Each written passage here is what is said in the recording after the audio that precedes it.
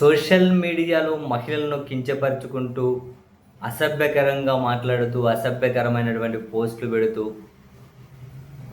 నాయకుల ఇళ్లల్లో మహిళలను కూడా టార్గెట్ చేసుకుంటూ, ఇటువంటి ధోరణి ఉపేక్షించకూడదు అని చెప్పి ముఖ్యమంత్రి చంద్రబాబు నాయుడు గారు చెప్పారు అని నిన్న క్యాబినెట్‌లో చర్చ జరిగింది అని చెప్పి ప్రభుత్వం ప్రకటించింది. ఆ మేరకు పత్రికల్లో కూడా ప్రధానంగా ఈ వార్త క్యారీ అవుతూ వచ్చింది. సో ఇటువంటి నిర్ణయాన్ని ఎవరైనా స్వాగతించాల్సిందే. మహిళల్ని టార్గెట్ చేయడం, పిల్లల్ని టార్గెట్ చేయడం, నేతల ఇంట్లో కుటుంబ సభ్యుల్ని, ఆ ఆడవాళ్ళని టార్గెట్‌గా చేసి నీచంగా ప్రవర్తించడం, ఇటువంటివి ఖచ్చితంగా కంట్రోల్ కావాల్సిందే. ఇటువంటి వాటి మీద చర్యలు ఉండాల్సిందే. అయితే ఇది అందరి సైకో రిలేటెడ్ వాళ్ళకు ఈ విధంగా సంబంధం లేకుండా ఆడవాళ్ళను తిట్టి, మహిళల్ని కించపరిచి, నేతల కుటుంబ సభ్యుల మీద ఇష్టరీతిన మాట్లాడే అందరికీ రూల్ ఆఫ్ లా ఒకేలా వర్తిస్తుందా లేదా అన్నది ఒక ప్రశ్న. అండ్ ఇంతవరకు పరిమితమైతే పర్లే, కానీ ప్రభుత్వం మీద వ్యతిరేకత పెంచేలా కొందరు ప్రవర్తిస్తున్నారు. ప్రభుత్వం మీద వ్యతిరేకత పెంచేలా అంటే ఎలా? ప్రభుత్వాన్ని విమర్శిస్తే వ్యతిరేకత వస్తుంది అంటే ఇది మరి అబ్జెక్షనబులే కదా. దీన్ని ఎలా వాడతారు అన్నది చాలా పెద్ద క్వశ్చన్.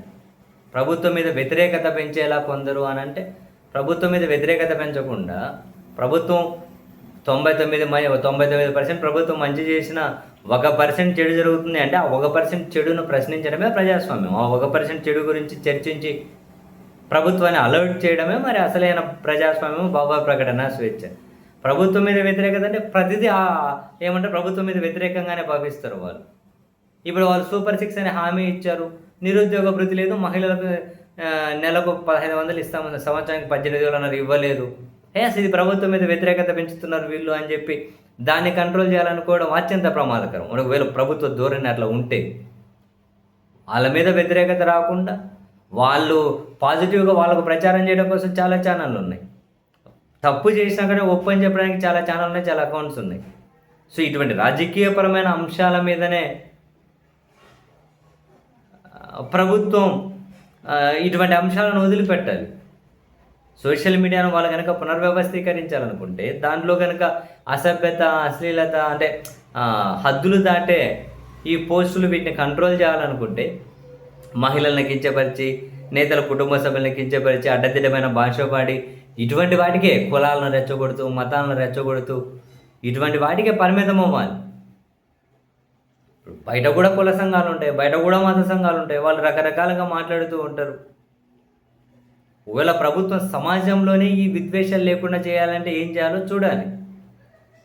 సోషల్ మీడియాలో ప్రభుత్వ వ్యతిరేకత మీదే దృష్టి పెట్టేసి వాళ్ళను మాత్రమే టార్గెట్ చేయాలి అని కనుక ప్రభుత్వం భావిస్తే అంతకుమించి దారుణం అయితే ఉండదు.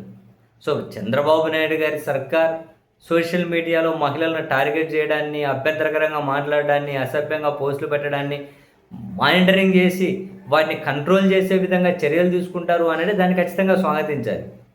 దాన్ని మించి వీళ్ళు రాజకీయ అవసరాల కోసం, వీళ్ళ ప్రభుత్వం మీద వ్యతిరేకతను కంట్రోల్ చేయడం కోసం, వీళ్ళ పార్టీల మీద వ్యతిరేకతను కంట్రోల్ చేయడం కోసం హద్దులు దాటి దాన్ని వాడతాము అని అంటేనే అది ఎప్పటికైనా ఎవరికైనా ప్రమాదకరంగానే పరిణమిస్తుంది. మరి ప్రభుత్వం ఆలోచించుకోవాలి, ఎక్కడి వరకు పరిమితం అవుతారు ఏంటి, అసలు వాళ్ళ టార్గెట్ ఏంటి, వాళ్ళ ఆశయం ఏంటి, వాళ్ళు ఈ విషయంలో చాలా జెన్యూన్గా ఉన్నారా లేకుంటే రాజకీయ ప్రయోజనాల కోణంలో ఉన్నారా అన్నది రాబోయే కాలంలో చూడాలి.